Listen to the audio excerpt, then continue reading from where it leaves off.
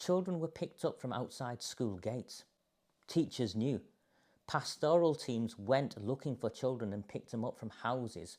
And these are 14-year-old girls, white girls, 14-year-old working class, from houses with Asian men, men in their 30s, 40s, 50s. There's statutory safeguarding protocols that should have been followed. All of that went by the wayside. Of course, the classic takeaways and the nighttime economy, but it was organised. It was organised. Shabir Ahmed, the ringleader of the Rochdale grooming gang, worked out of a community centre. He was selling children out of a community centre. He had a black book of his, and he was making appointments. All of it hidden. He was establishment. He also was a senior figure on the board of trustees of the Citizens Advice Bureau. These are establishment Asian figures involved in the systematic grooming and gang rape of working class white girls. And Shabir Ahmed was a prominent figure in the Labour Party, and there are councillors to this day in that council chamber who knew him. These were racially motivated crimes where the victims were white and considered to be an underclass by a metropolitan liberal, so-called liberal elite of whites who considered these white girls to be, and this isn't my words, making lifestyle choices. These are the words of the social workers. How can a 12-year-old girl make a lifestyle choice to be in a takeaway, on the top floor of a takeaway with 20 men downstairs waiting to take their turn? It's horrific. Once you go into the graphic details of what happened, it's horrific. Yet none of these people are arrested. None of these people have been prosecuted. Why? It's because working class white girls were a price worth paying. They didn't matter enough. In a town like mine, they didn't matter enough. What did matter enough? What was more votes, important than that? Votes, power. 100% votes and power. The girls were white, and these were racially motivated crimes. No doubt whatsoever. You take the definition of racism in any other context, apply it in here, and every marker will be ticked. These were racially motivated crimes against white working class girls. Which demographic is responsible for grooming and rape in these northern town scandals? Predominantly Pakistani, occasionally Bangladeshi, almost exclusively Muslim. And I've been arrested for saying that, and I'll keep saying that. This town is run by gangsters. And the Labour Party are in bed with gangsters. And the reason why they're in bed with them is because they're reliant on the block vote. And I'm not on about wider gangsters, very specific. Pakistani gangsters, Bangladeshi gangsters, the Islamists from the mosques. The Labour Party have made partnerships with the most despicable of groups, and they are reliant on these people to provide them with a block vote to stay in power. They've sold our children and they look the other way. These people peddle drugs. And if you go to every one of these towns, what you will find, and this is the bit I find really troubling, liberal white women. So I'm talking about, and I'm saying the word women on purpose. I'm like, part of me thinks these are girls who have been gang raped. Surely there's some sort of empathy with women, yeah? And these are liberal white women who are quite happy to forget all of that because it comes back to politics. All of this comes back to politics and the protection of the Labour Party and the dependency the Labour Party has on these block votes. My name is Raja MIAH. I suppose I'm a whistleblower in the scheme of things. I'm a former, I advised government for a long time. I worked in central government. I worked under the Labour Party. I ran the last big project I had contracts with the Office for Security and Counter-Terrorism. I'm very well regarded in the profession I come from. Oldham is my hometown.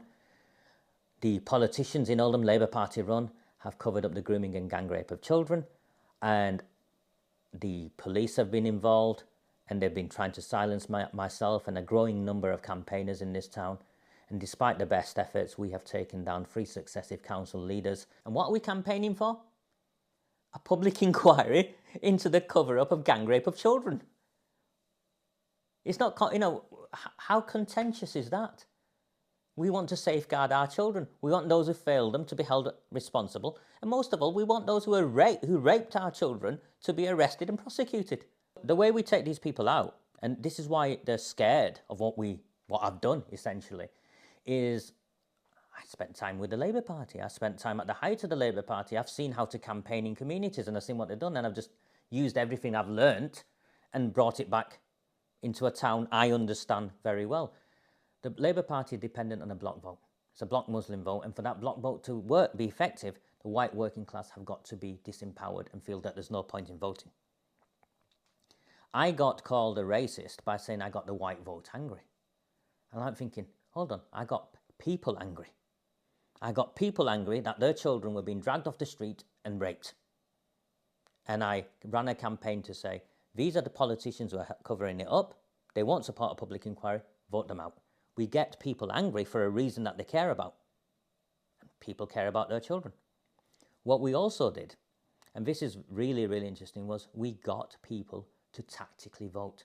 This is a white, working class white, very strong Labour. Yeah, you know the cliches. You know, put a red rose out on a donkey or worse. Yeah, this is that sort of place. We've got people to vote Conservative. We've got lifetime Labour supporters to vote Conservative to remove Labour Party politicians in Labour Party strongholds. And the reason we've managed to do that is go and speak to people.